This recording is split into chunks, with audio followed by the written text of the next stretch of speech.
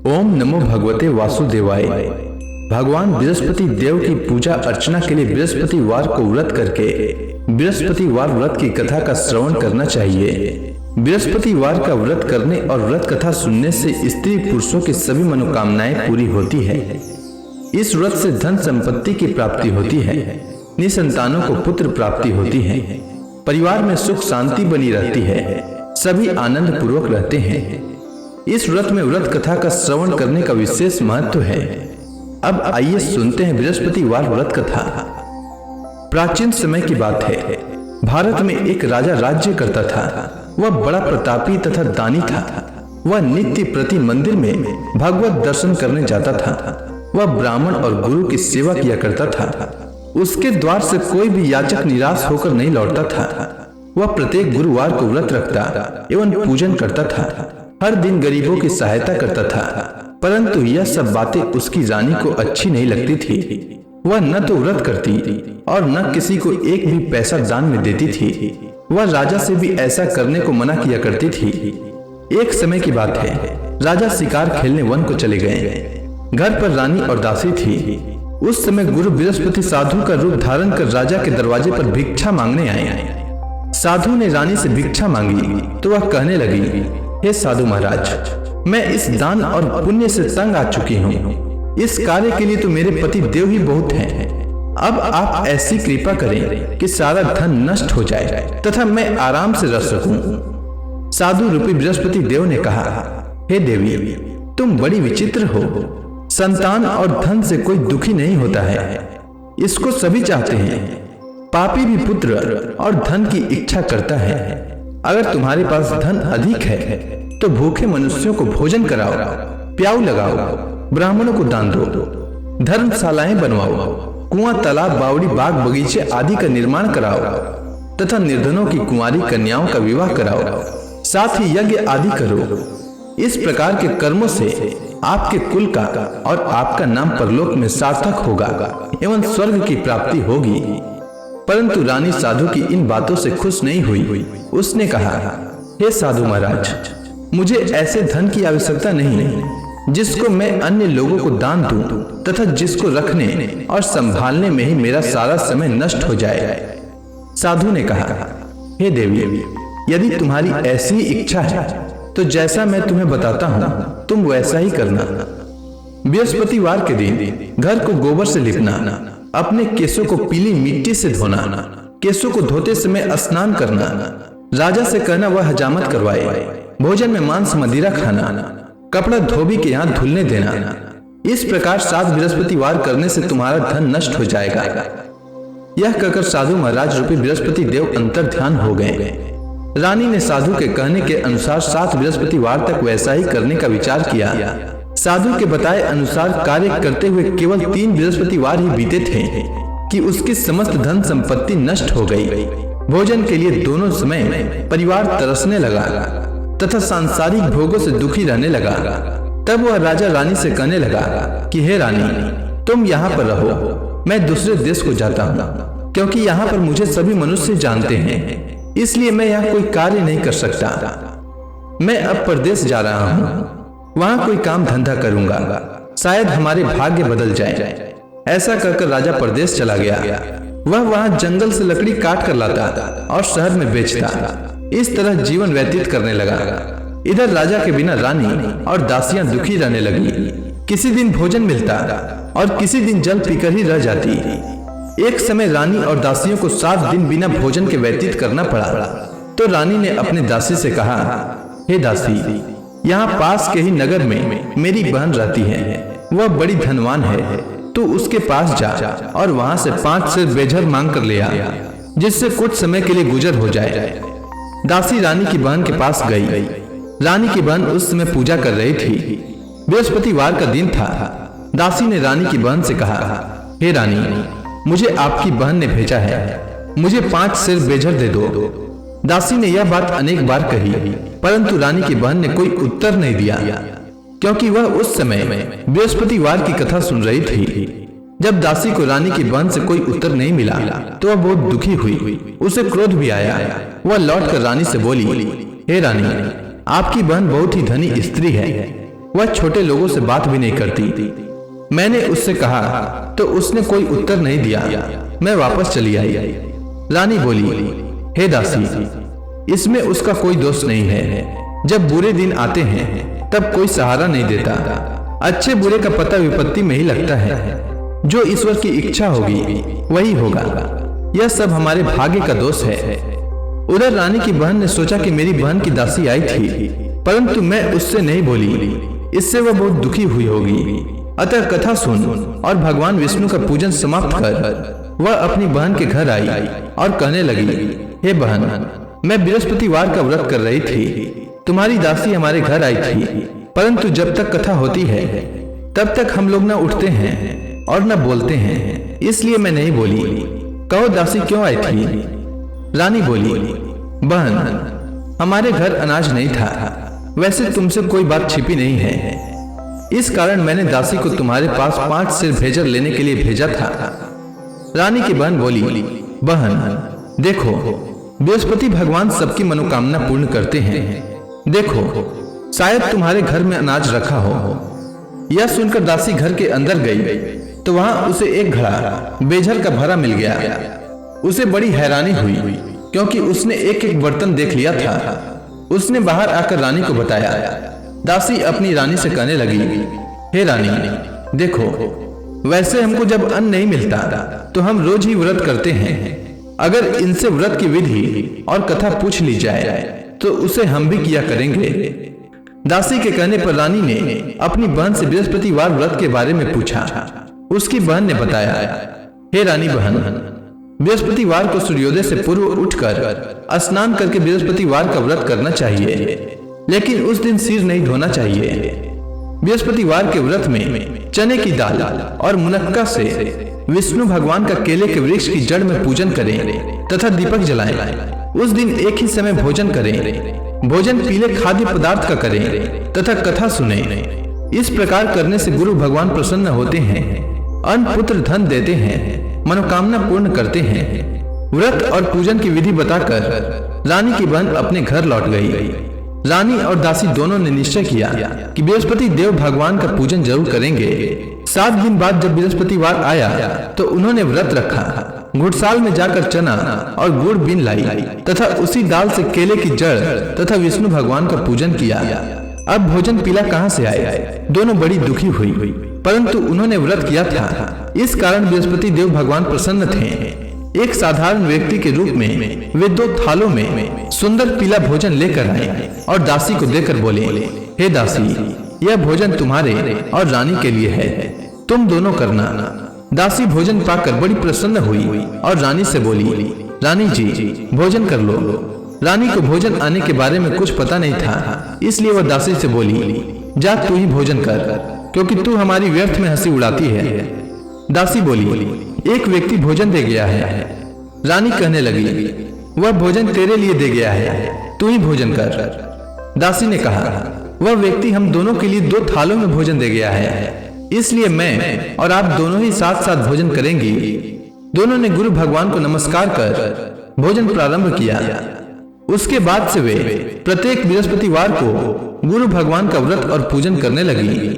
बृहस्पति भगवान की कृपा से उनके पास धन हो गया, परंतु रानी फिर से पहले की ही तरह आलस्य करने लगी। तब दासी बोली, देखो रानी, तुम पहले भी इस प्रकार आलस्य करती थी, तुम्हें धन के रखने में कष्ट होता था, इस कारण सभी धन नष्ट हो गया।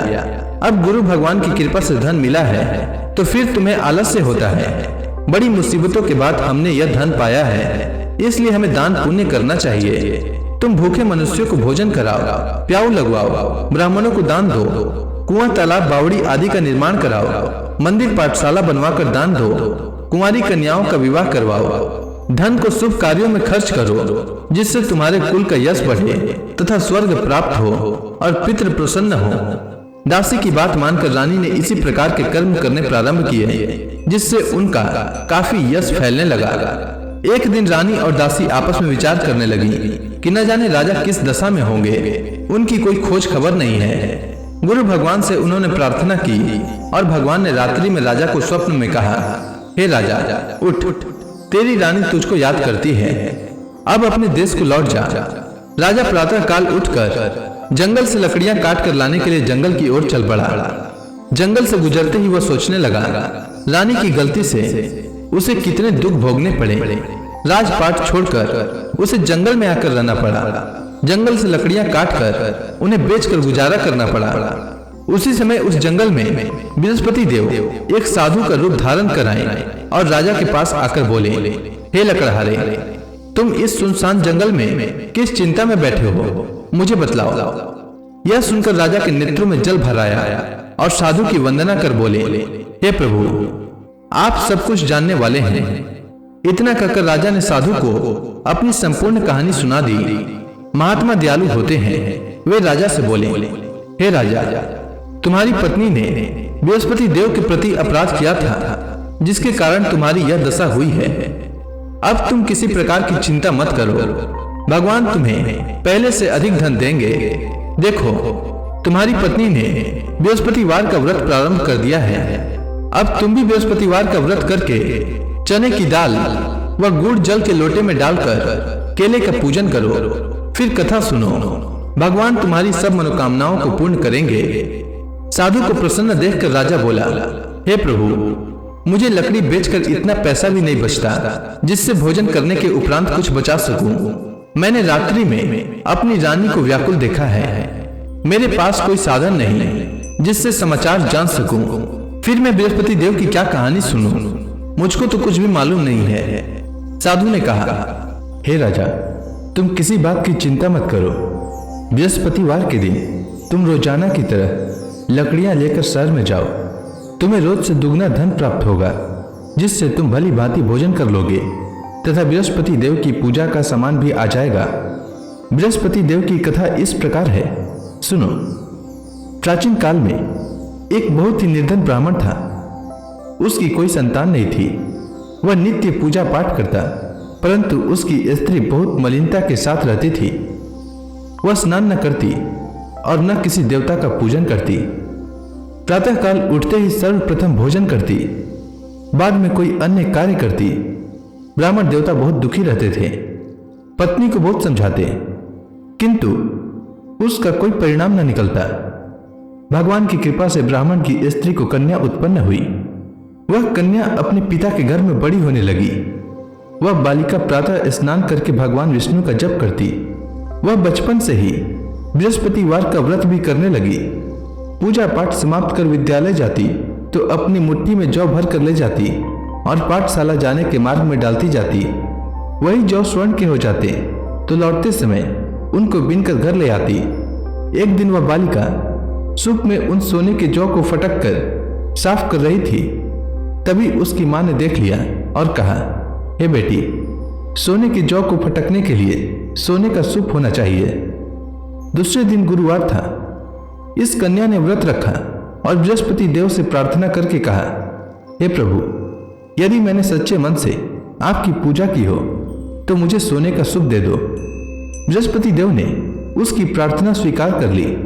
रोजाना की तरह वह बालिका जौ फैलाती हुई स्कूल चली गई। स्कूल से लौटकर जब वह जौ बीन रही थी तो बृहस्पति देव की कृपा से उसे सोने का सूप मिला।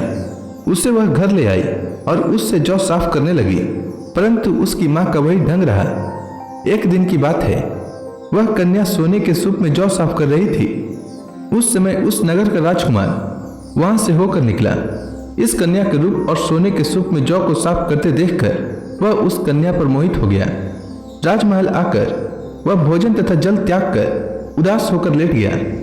राजा को जब राजकुमार द्वारा अन्न जल त्यागने का समाचार ज्ञात हुआ तो अपने मंत्रियों के साथ वह अपने पुत्र के पास गए और बोले, हे बेटा, तुम्हें किस बात का कष्ट है? किसी ने अपमान किया है अथवा कोई और कारण है? मुझे बताओ, मैं वही करूंगा जिससे तुम्हें प्रसन्नता हो। राजकुमार ने अपने पिता की बातें सुनी तो वह बोला, मुझे आपकी कृपा से किसी बात का दुख नहीं है। किसी ने मेरा अपमान नहीं किया है, परंतु मैं उस लड़की के साथ विवाह करना चाहता हूँ जो सोने के सूप में जौ साफ कर रही थी। यह सुनकर राजा आश्चर्य में पड़ गया और बोला, हे बेटा, इस तरह की कन्या का पता तुम्हें लगाओ। मैं उसके साथ तुम्हारा विवाह अवश्य ही करवा दूंगा। राजकुमार ने राजा को उस लड़की के घर का पता बतलाया। मंत्री उस लड़की के घर गया और राजा का आदेश ब्राह्मण को सुनाया। कुछ ही दिन बाद ब्राह्मण की कन्या का विवाह राजकुमार के साथ संपन्न हो गया। कन्या के घर से जाते ही उस ब्राह्मण देवता के घर में पहले की भांति गरीबी का निवास हो गया। अब भोजन के लिए भी अन्न बड़ी मुश्किल से मिलता था। एक दिन दुखी होकर ब्राह्मण अपनी पुत्री से मिलने गया।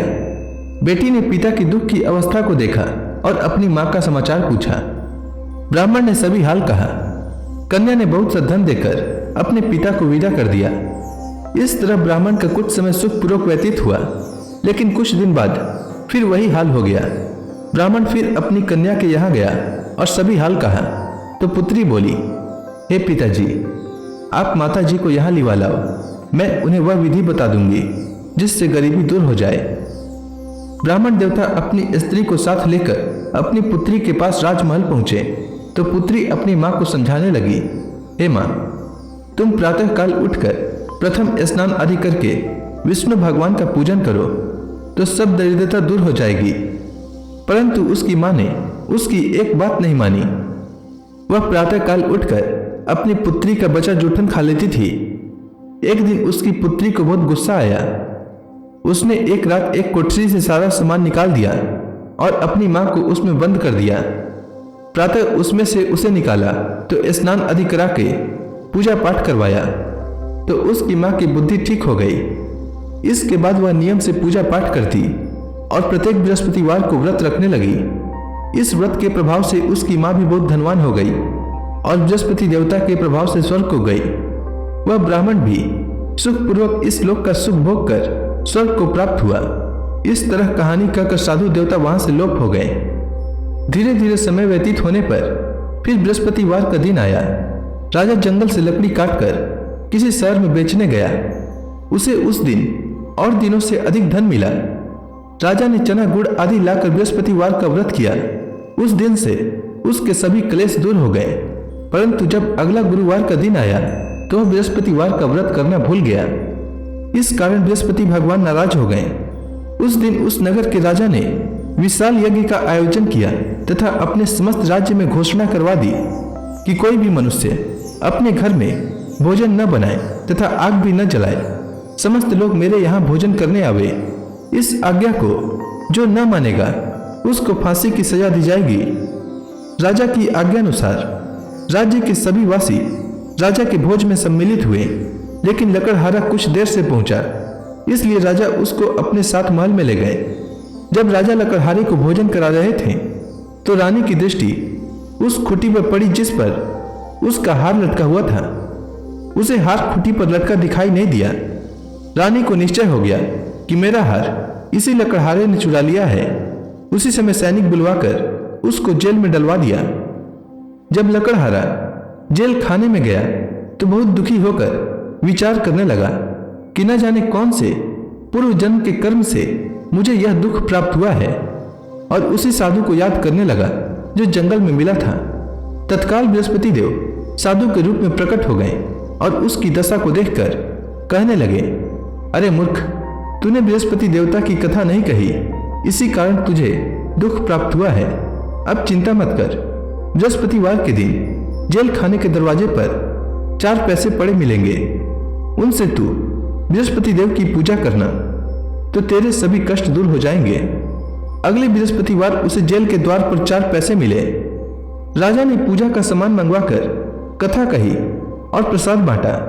उसी रात्रि को बृहस्पति देव ने उस नगर के राजा को स्वप्न में कहा, हे राजा, तूने जिस आदमी को जेल खाने में बंद कर दिया है वह निर्दोष है, वह राजा है, उसे छोड़ देना।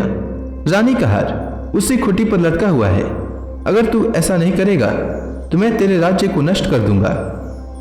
राजा प्रातः काल उठा और खुटी पर हार टंगा देखकर लकड़हारे को बुलाकर क्षमा मांगी तथा राजा के योग्य सुंदर वस्त्र आभूषण भेंट कर उसे विदा किया। गुरुदेव की आज्ञानुसार राजा अपने नगर को चल दिया। राजा जब नगर के निकट पहुंचा तो उसे बड़ा ही आश्चर्य हुआ। नगर में पहले से अधिक बाग, तालाब और कुएं तथा बहुत सी धर्मशालाएं, मंदिर आदि बने हुए थे। राजा ने पूछा कि यह किसका बाग और धर्मशाला है। तब नगर के सब लोग कहने लगे कि यह सब रानी और दासी द्वारा बनाए गए हैं। राजा को आश्चर्य हुआ और गुस्सा भी आया। जब रानी ने खबर सुनी कि राजा आ रहे हैं तो उसने अपनी दासी से कहा, हे दासी, देख राजा हमको कितनी बुरी हालत में छोड़ गए थे। वह हमारी ऐसी हालत देखकर लौट न जाएं, इसलिए तू दरवाजे पर खड़ी हो जा। रानी की आज्ञा अनुसार दासी दरवाजे पर खड़ी हो गई। जब राजा आए तो उन्हें अपने साथ महल में लिवा लाई। तब राजा ने क्रोध करके अपनी तलवार निकाली और पूछने लगा, बताओ यह धन तुम्हें कैसे प्राप्त हुआ है? तब रानी ने बताया, हमें यह सब धन बृहस्पति देव के व्रत के प्रभाव से प्राप्त हुआ है। राजा ने तब निश्चय किया कि 7 रोज बाद तो सभी बृहस्पति देव का पूजन करते हैं, परंतु मैं रोजाना दिन में 3 बार कथा कहा करूंगा तथा रोज व्रत किया करूंगा। अब हर समय राजा के दुपट्टे में चने की दाल बंधी रहती तथा दिन में 3 बार कथा कहता। एक रोज राजा ने विचार किया कि चलो अपनी बहन के यहाँ हो आवे। इस तरह का निश्चय कर राजा घोड़े पर सवार हो अपनी बहन के यहाँ चल दिया। मार्ग में उसने देखा कि कुछ आदमी एक मुर्दे को लिए जा रहे हैं। उन्हें रोककर राजा कहने लगा, अरे भाइयों, मेरी बृहस्पतिवार की कथा सुन लो। वे बोले, लो हमारा तो आदमी मर गया है, इसको अपनी कथा की पड़ी है। परंतु कुछ आदमी बोले, अच्छा कहो, हम तुम्हारी कथा भी सुनेंगे। राजा ने दाल निकाली और कथा कहनी शुरू कर दी। जब कथा आधी हुई तो मुर्दा हिलने लगा और जब कथा समाप्त हुई तो राम राम करते हुए वह मुर्दा खड़ा हो गया। राजा आगे बढ़ा। उसे चलते चलते शाम हो गई। आगे मार्ग में उसे एक किसान खेत में हल चलाता मिला। राजा उससे बोला, अरे भैया, तुम मेरी बृहस्पतिवार की कथा सुन लो। किसान बोला, जब तक मैं तेरी कथा सुनूंगा तब तक 4 हरया जोत लूंगा। जा अपनी कथा किसी और को सुनाना। राजा आगे चलने लगा। राजा के हटते ही बैल पछाड़ खाकर गिर गए तथा किसान के पेट में बहुत जोर से दर्द होने लगा। उसी समय किसान की पत्नी रोटी लेकर आई। उसने जब यह देखा तब हाल पूछा। बुढ़िया दौड़ी दौड़ी उस घुड़सवार के पास गई और उससे बोली, मैं तेरी कथा सुनूंगी, तू अपनी कथा मेरे खेत पर ही चलकर कहना। राजा ने लौटकर बुढ़िया के खेत पर जाकर कथा कही, जिसके सुनते ही बैल खड़े हो गए तथा किसान के पेट का दर्द भी बंद हो गया। राजा अपनी बहन के घर पहुंच गया। बहन ने भाई की खूब मेहमानी की। दूसरे रोज प्रातःकाल राजा जागा तो वह देखने लगा कि सब लोग भोजन कर रहे हैं। राजा ने जब अपनी बहन से पूछा कि ऐसा कोई मनुष्य है जिसने भोजन नहीं किया हो जो मेरी बृहस्पतिवार की कथा सुन ले, तो बहन बोली, हे भैया, यह देश ऐसा ही है। पहले यहाँ के लोग भोजन करते हैं, बाद में अन्य काम करते हैं। अगर पड़ोस में कोई हो तो दिखाती हूँ। ऐसा कहकर बहन देखने चली, परंतु उसे कोई भी ऐसा व्यक्ति नहीं मिला जिसने भोजन न किया हो। वह एक कुम्हार के घर गई जिसका लड़का बीमार था। उसे मालूम हुआ कि उसके यहाँ 3 दिन से किसी ने भोजन नहीं किया है। रानी ने अपनी भाई की कथा सुनने के लिए कुम्हार से कहा। वह तैयार हो गया। राजा ने जाकर बृहस्पतिवार की कथा कही, जिसको सुनकर उसका लड़का ठीक हो गया। अब तो राजा की प्रशंसा होने लगी। एक दिन राजा ने अपनी बहन से कहा, हे बहन, मैं अपने घर जाऊंगा, तुम भी तैयार हो जाओ। राजा की बहन ने अपनी सास से अपने भाई के साथ जाने की आज्ञा मांगी। सास बोली, चली जा, परंतु अपने लड़कों को मत ले जाना, क्योंकि तेरे भाई को कोई संतान नहीं होती है। बहन ने अपने भाई से कहा, हे भैया, मैं तो चलूंगी, परंतु कोई बालक नहीं जाएगा। राजा ने कहा, जब कोई बालक नहीं चलेगा तब तुम जाकर ही क्या करोगी? दुखी मन से राजा अपने नगर को लौट आया। राजा ने अपनी रानी से कहा, हम निसंतान हैं, इसलिए कोई हमारे घर आना पसंद नहीं करता। इतना कह वह बिना भोजन आदि किए शैया पर लेट गया। रानी बोली, हे प्रभु, बृहस्पति देव ने हमें सब कुछ दिया है, वे हमें संतान भी अवश्य देंगे। उसी रात बृहस्पति देव ने राजा को स्वप्न में कहा, हे राजा, उठ, सभी सोच त्याग दे, तेरी रानी गर्भवती है। राजा को यह जानकर बड़ी खुशी हुई। 9वें महीने रानी के गर्भ से एक सुंदर पुत्र पैदा हुआ। जब राजा की बहन ने यह शुभ समाचार सुना तो वह बहुत खुश हुई तथा बधाई लेकर अपने भाई के यहाँ आई। तभी रानी ने कहा, घोड़ा चढ़कर नहीं आई, गधा चढ़ी आई। रानी की बहन बोली, भाई मैं इस प्रकार न कहती तो तुम्हें औलाद कैसे मिलती। बृहस्पति देव ऐसे ही हैं, जिसके मन में जो कामनाएं रहती है सभी को पूर्ण करते हैं। जो सद्भावना पूर्वक बृहस्पतिवार का व्रत करता है एवं यह कथा पढ़ता है अथवा सुनता है और दूसरों को सुनाता है, बृहस्पति देव उसकी सभी मनोकामना पूर्ण करते हैं। बृहस्पति देव उनकी सदैव रक्षा करते हैं। जो संसार में सद्भावना व सच्चे हृदय से बृहस्पति देव का पूजन करते हैं, उनकी सभी मनोकामनाएं उसी प्रकार पूर्ण होती है जैसे रानी और राजा ने बृहस्पति देव की कथा का गुणगान किया। उनकी सभी इच्छाएं बृहस्पति देव ने पूर्ण की। मनुष्य को हृदय से उनका मनन करते हुए जयकारा करना चाहिए। तो प्रेम से बोलिए, बृहस्पति देव की जय, विष्णु भगवान की जय, समस्त देवी देवताओं की जय।